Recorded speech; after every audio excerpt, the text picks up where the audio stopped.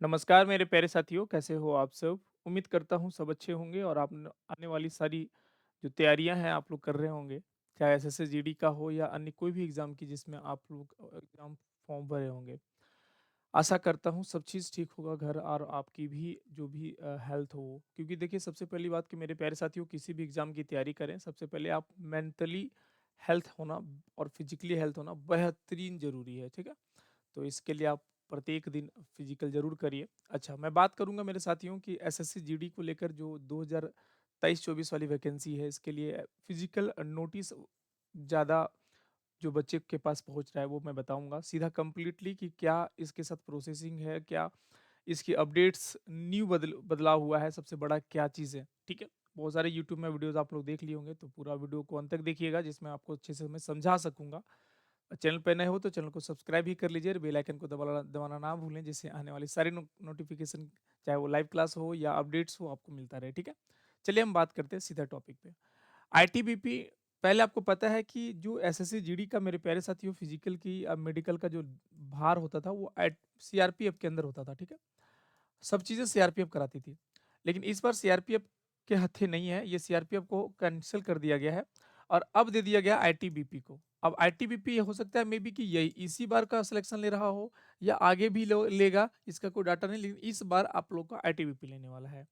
Ministry of home affairs government of India के बारे में मेरे भाई देख लेंगे यहाँ पे लिखा हुआ है कि यहाँ पे लिखा हुआ है मेरे बच्चों implement of the against outsources radio frequencies जो भी पीटी पीएसटी का दिया हुआ है फिजिकल है ना standard test CCTV recording with the अब यहाँ पे बात करते हैं सीधे मुद्दे पे मेरे भाई यहाँ पे मुद्दा दिखा हुआ है।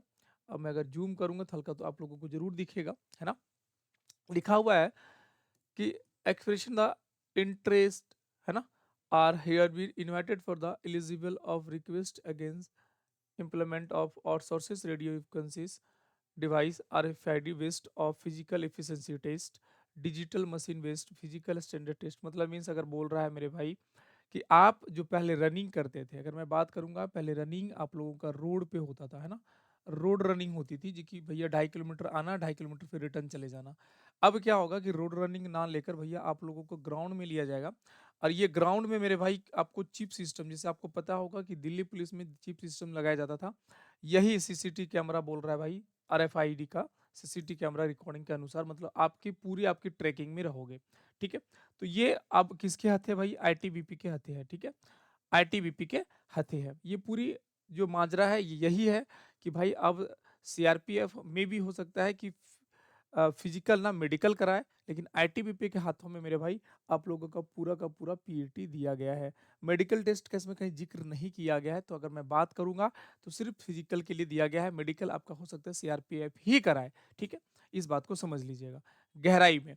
साथ ही साथ मेरे भाई वो बच्चे जिन जिन बच्चों को लगता है कि मेरा नंबर अच्छा है, वो फिजिकल की तैयारी कर ही रहे होंगे, तो अब रोड रनिंग ना करके आप अपना ग्राउंड रनिंग करें। मैं आप लोगों से एक रिक्वेस्ट इसलिए कह रहा हूँ क्योंकि रोड रनिंग में क्या होता था, मेंटेबिलिटी लोगों का सोच होता था कि 2.5 किलोमीटर जाना है और 2.5 किलोमीटर का आना है।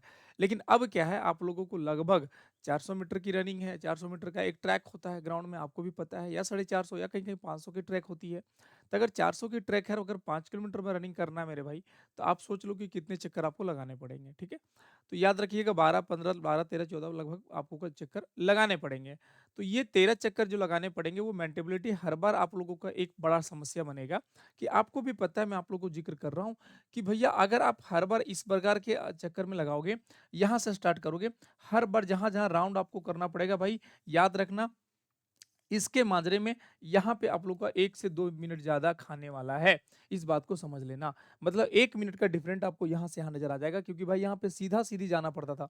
यहाँ सीधा-सीधी जाना पड़ता था, सीधा-सीधी आना पड़ता था।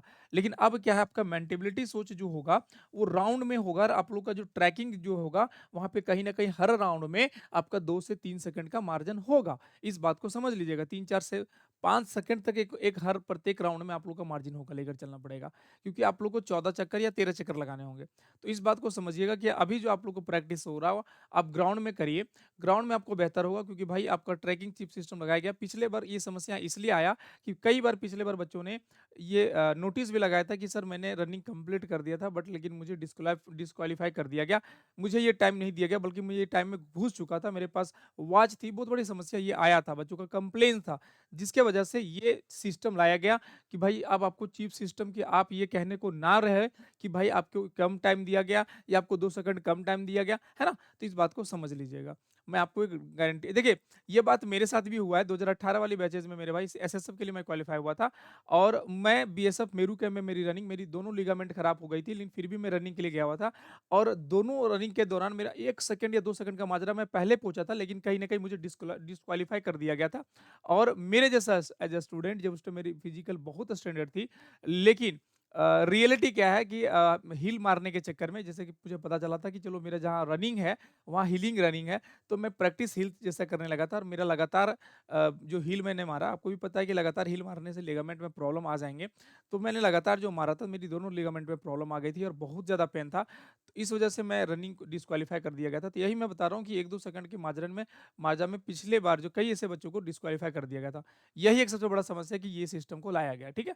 चलिए, होपफुली चीज़ों को समझ गए होंगे। आप प्रैक्टिस भी उस प्रकार से करेंगे, और क्लासेस भी आप लोग का स्टार्ट हो जाएगा 1 से 2 दिनों में मेरे भाई, लाइव क्लास यूट्यूब पे फ्री एंड कॉस्ट, ठीक है? मिलते हैं आप लोग का नेक्स्ट वीडियो में, तब तक के लिए जय हिंद, जय Bharat. Thank you for supporting me guys, bye bye. Thank you.